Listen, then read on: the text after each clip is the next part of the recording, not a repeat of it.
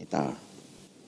Kementerian saya melalui Jabatan Alam Sekitar akan sentiasa memastikan laporan EIA yang dikemukakan oleh pemaju projek dan perunding EIA adalah berkualiti dan sahih, mengandungi ramalan impak serta cadangan langkah kawalan yang berkesan.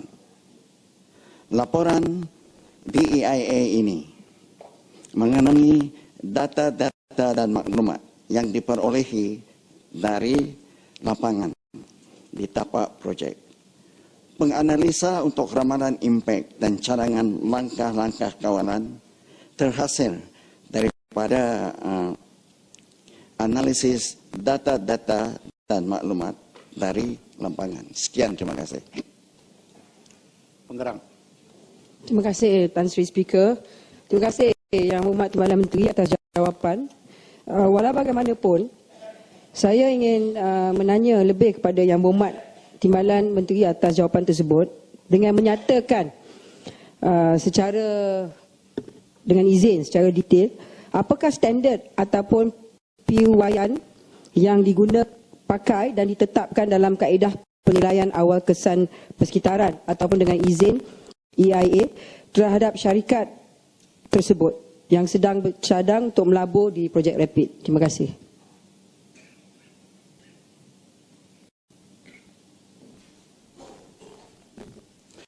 Terima kasih yang berhormat daripada pengarang. Piawan yang digunakan pakai untuk projek-projek tersebut ada dua kategorinya. Yang pertama adalah piawan negara kita sendiri yang sememangnya ada garis panduan di Jabatan Alam Sekitar. Yang kedua adalah piawan antarabangsa yang menjadi rujukan juga. Kerana apa yang kita mahu adalah untuk membandingkan piawan kita dengan piawan antarabangsa. Oleh itu, dua-dua itu memang dirujuk untuk digunakan pakai. Di dalam projek ini, pakarunding EIA, bilangan pakarunding EIA ini adalah 1,098 orang. Untuk quantitative risk analysis, kerana di dalam projek seperti ini, quantitative risk analysis untuk keselamatan dan kesihatan adalah penting. 47 orang. Untuk selain daripada itu, terdapat juga 84 chemical process expert yang juga menjalankan kajian EIA bersama-sama mereka ini untuk mendapat maklumat terperinci dan lepas itu membuat laporan sememangnya yang berkualiti dan sahih untuk dinilai oleh panel penilaian yang telah pun dilantik oleh Jabatan Alam Sekitar.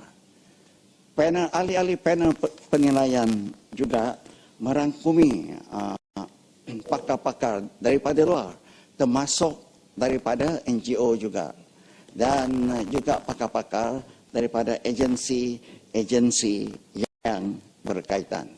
Semua panel penilaian ini nanti apabila sudah tiba masanya, selepas laporan itu diproses, akan mengadakan mesyuarat dan digabungkan di dalam penilaian ini adalah komen-komen juga daripada pihak-pihak yang sudah pun membaca dan menilai laporan ini. Sekian, terima kasih. Soalan saya kepada Timbalan Menteri, saya tak pastilah sama ada Timbalan Menteri sudah baca ini laporan di EIA, tetapi saya di sini ada salinan.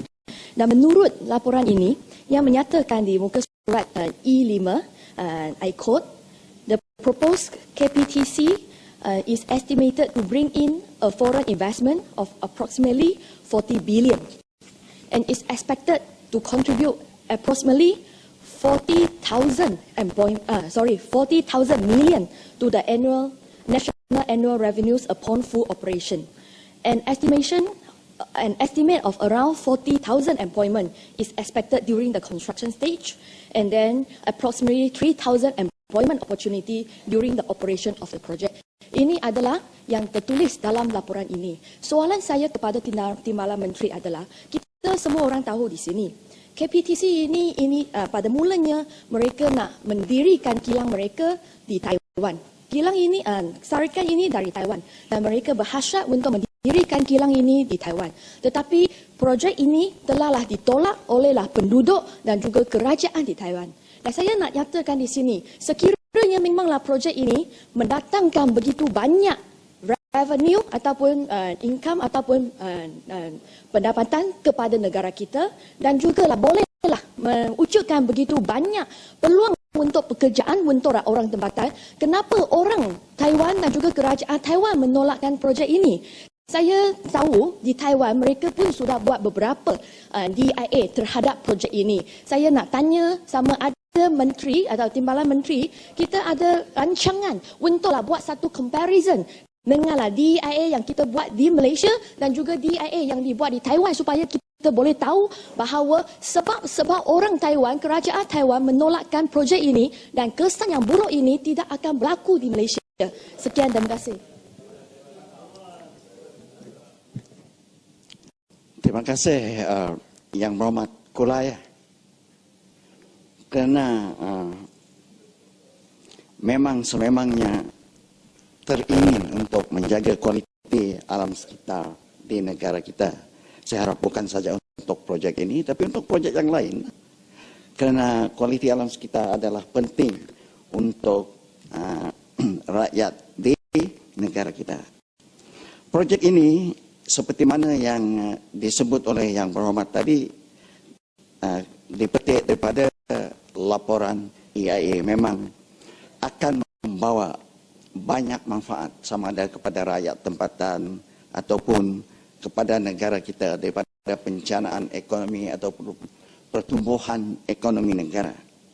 Kenapa Taiwan, rakyat Taiwan yang berhampiran di tapak cadangan projek itu di Taiwan dan kerajaan Taiwan menolak ini?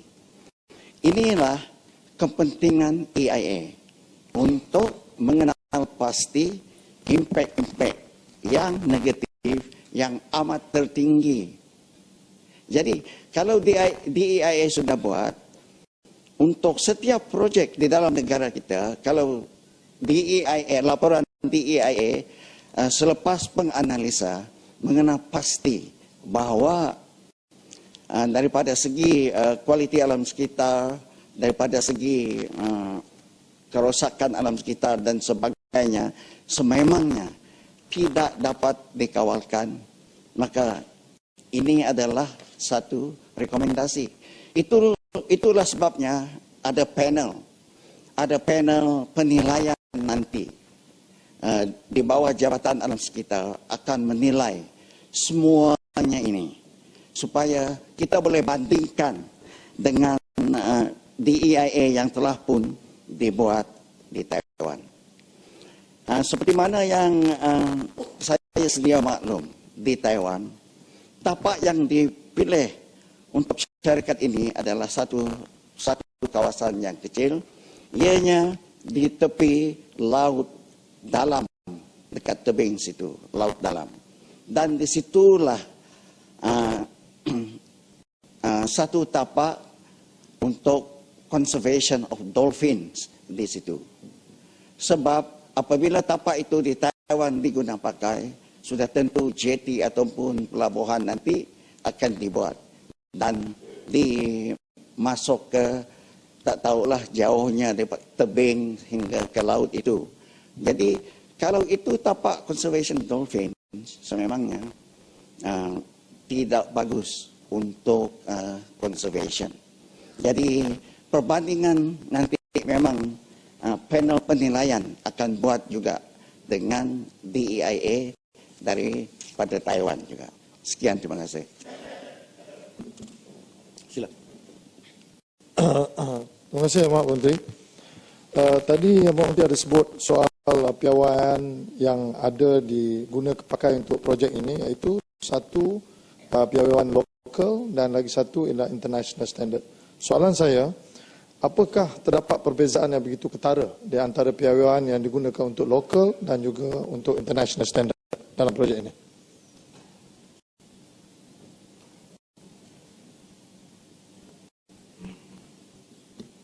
Di dalam setiap projek yang ada kaitan dengan pencemaran alam sekitar, semua media alam sekitar ataupun environmental media ataupun environmental elements, kita ada standard sendiri dan kita juga ikut standard antarabangsa dalam semua projek, termasuk juga projek ini. Yang pertamanya, pencemaran udara. Ini kita akan bandingkan standard kita dengan standard antarabangsa dan apakah tahap pencemaran udara nanti. Yang kedua, pencemaran air. Ini, dua-dua ini adalah penting.